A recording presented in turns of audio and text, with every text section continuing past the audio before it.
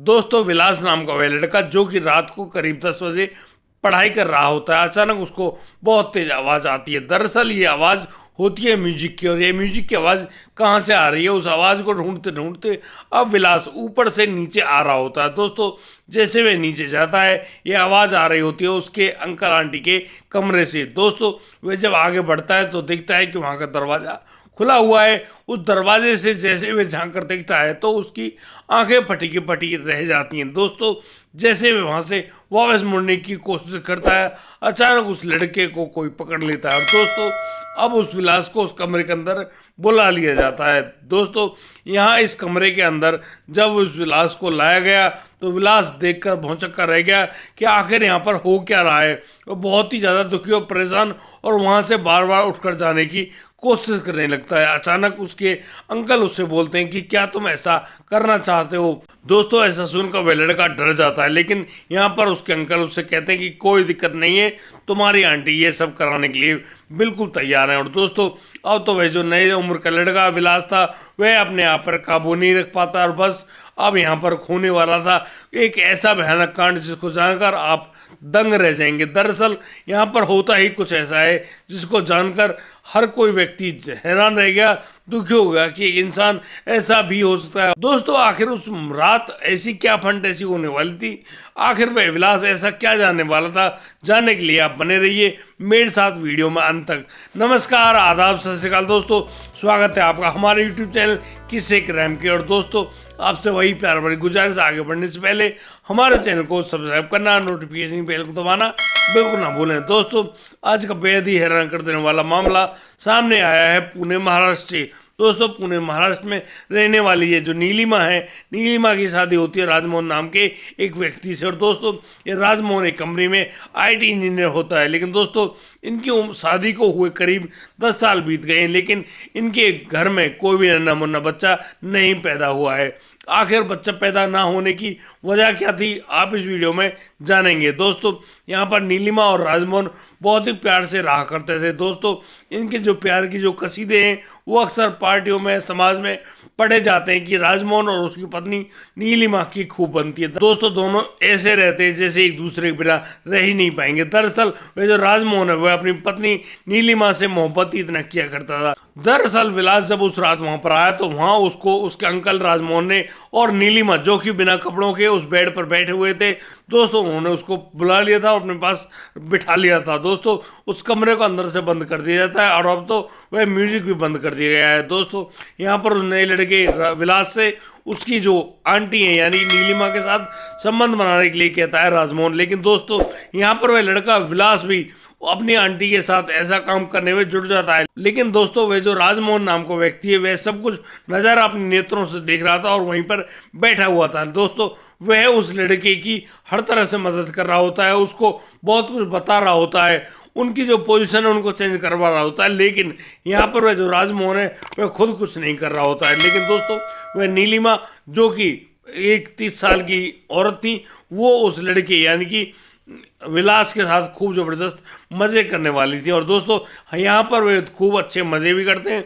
और दोस्तों अब तो उस लड़के विलास को वहीं पर सोने के लिए कह दिया जाता है। दोस्तों उस रात विलास अपनी आंटी के पास सोता है और दोस्तों रात को भी उन दोनों के बीच में शारीरिक संबंध कायम होते हैं। दोस्तों अब तो ये सिलसिला शुरू हो गया था, लेकिन यहाँ पर वह जो नीलिमा है वह उस विलास नाम के लड़के को पसंद करने लगी थी। जहाँ एक और विलास भी उस आंटी को पसंद किया करता था, अब तो उनमें बहुत सारी बातें हुआ करती। और दोस्तों जब वह जो राजमोहन नाम का व्यक्ति उस घर में नहीं होता यानी कि उस विलास का अंकल वहाँ पर नहीं होता, तब भी वह विलास अपनी जो आंटी है उसके साथ यही शारीरिक संबंध बना लिया करता। दोस्तों अब तो यहाँ पर बहुत ही बढ़िया माहौल बन गया था उस विलास के लिए, लेकिन विलास दिन प्रतिदिन कमज़ोर होता हुआ जा रहा था। दरअसल अब वह जो विलास है वह उस आंटी से पूछ ही बैठता है कि आखिर ऐसी क्या वजह है जो अंकल तुम्हारे साथ ये काम नहीं करते। लेकिन दोस्तों पहले तो नीलिमा इस बात को छुपाती, लेकिन बाद में किसी को ना बताने की बात बताते हुए वह विलास को बताती है कि तुम्हारे अंकल जो हैं हैं वो नामर्द हैं, यानी कि वो कभी भी इस प्रकार का कोई भी काम नहीं कर सकते और इसी वजह से वह अभी तक मां नहीं बन पाई है। लेकिन ये आदमी मुझसे प्यार बहुत करता है और वह इसी प्यार करने के चक्कर में मुझे अलग अलग लड़कों से संबंध बनाने के लिए तो कह देता है कि उनको, जिनको भी तुम प्यार करो, जिनसे तुम शारीरिक संबंध बनाना पसंद करो, उनको अपने कमरे में लेकर आओ और फिर मेरे सामने वह शारीरिक संबंध बनाओ। और अक्सर वह अंकल आंटी बहुत तेज म्यूजिक बजाते हैं और अपने कमरे में एक दूसरे को नग्न करके बस एक दूसरे के सामने बैठे रहते हैं। दोस्तों, इन बातों को बताते हुए नीलिमा के आंखों से दर्द के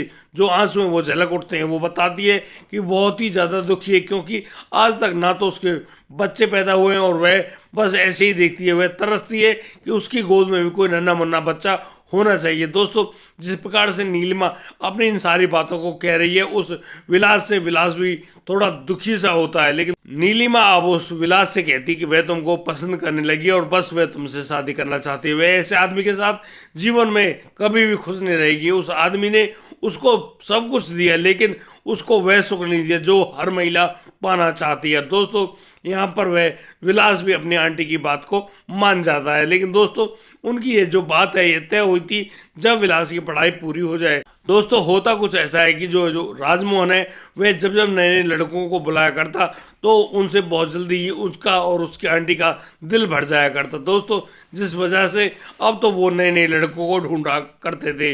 दोस्तों, वह जो राजमोहन है, एक दिन उसके पास फोन आता है उसके बचपन के मित्र का, और दोस्तों वह मित्र उससे कह रहा होता है कि उसका जो बेटा है यानी कि विलास जो है वह अच्छा पढ़ने लगा है, अब तुम उसको शहर में रख लो और वह यहाँ पर रहकर पढ़ाई कर लेगा। दोस्तों, यहाँ पर एक अच्छे कमरे के लिए कहता है राजमोहन का दोस्त, लेकिन राजमोहन कहता है कि नहीं, तुम्हें कमरा देखने के लिए कहीं जाने की कोई ज़रूरत नहीं है, मेरे घर में ही कमरा मौजूद है और तुम उस लड़के को यहीं पर छोड़ देना। दोस्तों, अब तो वह विलास पुणे आ जाता है और पुणे में अब अपनी पढ़ाई कर रहा होता है। दोस्तों, उस रात जब वह उस आवाज़ को सुनता है तो वह देखने के लिए वहाँ पर चला जाता है और फिर वो अंकल आंटी जो कि उस कमरे में नग्न बैठे हुए थे और अपनी फंटासी बना रहे थे, वहीं पर इस प्रकार की बातें चल रही होती हैं और उस लड़के विलास को भी अब उसी शारीरिक संबंध बनाने के चक्कर में बुला लिया जाता है और उसको उसके साथ शारीरिक संबंध बनाने का न्योता दिया जाता है। अब तो दोस्तों, यहाँ पर जो नीलिमा है अपनी सारी बातों को बता चुकी होती है उस विलास को और विलास से मोहब्बत कर बैठती है। और दोस्तों, एक और जो विलास है वह भी अपनी आंटी से वादा कर लेता है कि हाँ, वही तुमको शादी करेगा और तुम्हें बच्चा देगा। दोस्तों, वह विलास भी इस बात के लिए मान जाता है और कहता है कि जैसे ही उसकी पढ़ाई पूरी हो जाएगी बस वह तुमसे ही शादी करने वाला है और जो तुम्हारी इच्छा है उसको पूरी करके ही दम लेगा। दोस्तों, इस प्रकार की बातों पर अब तो वह नीलिमा बहुत ही अच्छी राजी होती है और वह अगले दिन अपने पति राजमोहन से कहने लगती है कि देखो, अब मुझे तुम्हारे साथ नहीं रहना, तुमने मुझे ज़िंदगी में दिया ही क्या है सिवाय दुख दर्द के, और तुमने कुछ दिया ही नहीं है, इसलिए मैं आज के बाद तुम्हारे पास नहीं रहूँगी। लेकिन इन बातों को सुनकर राजमोहन कहता है कि तुम्हारे लिए किसी चीज़ की क्या दिक्कत है, मैंने तुम्हें हर प्रकार की छूट दी है, वह छूट जिसमें तुम अलग अलग लड़कों से जब भी आपको मौका मिले आप शारीरिक संबंध बना सकती हो। दोस्तों, इन सारी बातों को तो सुनती है वह नीलिमा, लेकिन नीलिमा कहती है कि राजमोहन, क्या तुमने मुझे आज तक मेरे बच्चे को मेरी गोद में खिलाने का मौका दिया? दोस्तों, यहाँ पर वह राजमोहन चुप हो जाता है और दोस्तों, अब तो वह जो नीलिमा है वह लगातार जिद कर रही होती है कि वह अब तुम्हारे पास नहीं रहेगी और वह तुमसे तलाक लेना चाहती है। यदि तुम उसको तलाक दे दो तो वो किसी और से शादी कर लेगी और बस अपनी ज़िंदगी खुशी से बिताना चाहेगी। दोस्तों, वह राजमोहन जो नीलिमा से बहुत ही ज़्यादा मोहब्बत किया करता था, इस बात को एक पल भी नहीं सुनना चाहता था। वह बस अब एक ऐसा निर्णय लेता है। दोस्तों, अब जो राजमोहन है वह उठ खड़ा होता है उस बिस्तर से और बस नीलिमा को उस बेड पर बैठा तो उससे प्यार से कहता है कि यदि तुम मेरी नहीं रहोगी तो मैं तुम्हें इस दुनिया में किसी की भी नहीं रहने दूंगा। और दोस्तों, वह राजमोहन अब उस महिला यानी कि नीलिमा के गर्दन को पकड़ लेता है और उसको इतनी जोर से दबाता है कि वहीं पर वह जो नीलिमा है वह झटपटा कर अपना दम तोड़ देती है। दोस्तों, उसके बाद वह राजमोहन अब अपनी पत्नी नीलिमा के शव को खींच कर घसीट कर ले जाता है उसका जो घर है उसके पिछले हिस्से में और वहाँ पर गड्ढा खोदकर उस नीलिमा को दबा देता है। दोस्तों, ये सब जो काम हुआ है ये रात के अंधेरे में हुआ था और यहाँ पर किसी को भी कानो कान खबर नहीं थी। दोस्तों वह जो विलास नाम का जो लड़का जो कि अपने गांव गया हुआ था, वह जब वापस लौट कर आता है तो अपने अंकल से पूछता है कि वह आंटी कहाँ पर है। दोस्तों यहाँ पर वह अंकल कहते हैं कि तुम्हारी आंटी अपने मायके गई हुई है। दोस्तों यह जो राजमोहन का झूठ था, यह झूठ कितने दिनों टिकता है इसके बारे में तो मालूम नहीं, लेकिन वह जो विलास है उस पुणे में बस अपनी आंटी को ही ढूंढा करता, क्योंकि मोहब्बत तो दोनों को हो गई थी।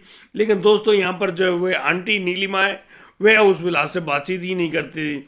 दोस्तों एक बार जब वह विलास अपनी आंटी को ढूंढते हुए उसके मायके में ही पहुंच जाता है और वहां जाकर उनके मायके में जब पूछ रहा होता है तो उनके घर पहुंचकर उनसे पूछता है कि क्या यहाँ पर नीलिमा आंटी आई हैं।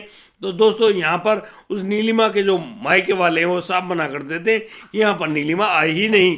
दोस्तों अब इस पूरे मामले को सोचकर बड़ा ही हैरान होता है वह लड़का विलास। और दोस्तों विलास को यह सच्चाई उनके सामने बतानी चाहिए थी या नहीं बतानी चाहिए थी। दोस्तों आप इस बारे में अपनी कमेंट हमें लिख कर दे सकते हैं। और दोस्तों अब तो वह जो विलास उस सच्चाई को उस परिवार के सामने जब लाता है तो वह सभी लोग हैरान और दंग रह जाते हैं कि पिछले 10 साल से हम तो यही सोच रहे थे कि शायद इनको कोई दिक्कत हो वह ठीक हो जाएगी, लेकिन यहाँ पर तो वह जो नीलिमा है वह माँ ही नहीं बन पा रही थी। दोस्तों अब तो वह जो लोग हैं वो उस राजमोहन के पास फ़ोन करते हैं और नीलिमा के बारे में पूछते हैं। दोस्तों वह राजमोहन कोई संतोषजनक जवाब नहीं दे पाता है। दोस्तों अब तो नीलिमा के जो परिजन होते हैं वो लोग उस लड़के यानी कि विलास को अपने साथ लेकर पुलिस थाने जाते हैं और पुलिस थाने जाकर वो लोग अब यहाँ पर एक रिपोर्ट दर्ज करवाते हैं राजमोहन के खिलाफ। और यहाँ पर दोस्तों उस थाने में अब तो वह जो विलास है वह अब सारी सच्चाई बयां कर देता है पुलिस के सामने और बता देता है कि कैसे कैसे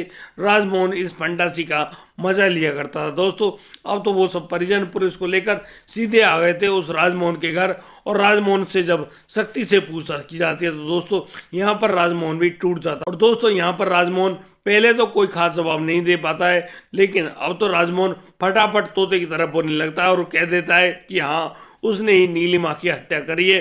और दोस्तों जैसे इन बातों को सुनते हैं वो परिजन बहुत ही ज़्यादा गुस्से में भर जाते हैं, लेकिन दोस्तों पुलिस के वहाँ मौजूद होने पर वो लोग ज़्यादा तो कुछ नहीं कर पाते। लेकिन अब यहाँ राजमोहन द्वारा बताई गई हुई जगह जहाँ पर उस जगह को खोदा जाता है तब वहाँ जाकर उस नीलिमा के शरीर जो कि अब गल चुका था मात्र कंकाली बरामद होता है, क्योंकि उस समय को जब से उन्होंने उस नीलिमा को मारा और उसको गाड़ा तब से और अब तक करीब 2 महीने गुजर चुके होते हैं।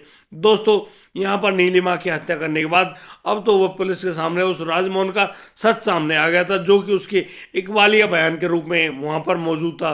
दोस्तों अब तो राजमोहन को पुलिस गिरफ्तार करती है और उसको ले जाती है पुलिस थाने। दोस्तों वहाँ पर कार्रवाई चलती है और कार्रवाई के चलते अपनी पत्नी की हत्या करने के जुर्म में राजमोहन को जेल में बंद कर दिया जाता है। दोस्तों यहाँ पर वह विलास नाम का जो नई उम्र का लड़का था बस अपने हाथ मलते हुए रह जाता है। दोस्तों इस घटनाक्रम को सुनाने का उद्देश्य किसी को परेशान करना नहीं है, किसी को दुखी करना नहीं है। दोस्तों हमारा सिर्फ एक ही उद्देश्य है कि किसी भी बुरे काम को करने से पहले 10,000 बार जरूर सोचें। और दोस्तों इस प्रकार की फैंटेसी किसी भी काम की नहीं होती है, ऐसी फंटासियों का जो अंत होता है वो बहुत ही बुरा होता है। दोस्तों मेरा आपसे निवेदन है कि किसी भी गलत कार्य को करने से पहले 10,000 बार सोचें, विचार करें और हाँ भगवान जी को अपने बीच में रखें और उनसे पूछें कि शायद उनको काम करना चाहिए या नहीं करना चाहिए। दोस्तों आपकी अंतरात्मा की जो आवाज़ आती है जो बिल्कुल धीमे से आती है उसको अवश्य सुना करें, उसके सुनने के बाद ही आप किसी भी कार्य के बारे में सही और गलत का निर्णय अच्छे से कर सकते हो। दोस्तों आज के लिए सिर्फ इतना ही, अब दीजिए मुझे इजाज़त, मिलता हूँ कल लाता हूँ एक और नया संजीव मामला। तब तक के लिए आप बढ़िया रहें, बेहतरीन रहें, अपना और अपने परिवार का बखूबी ख्याल रखते रहें। जय हिंद, जय भारत।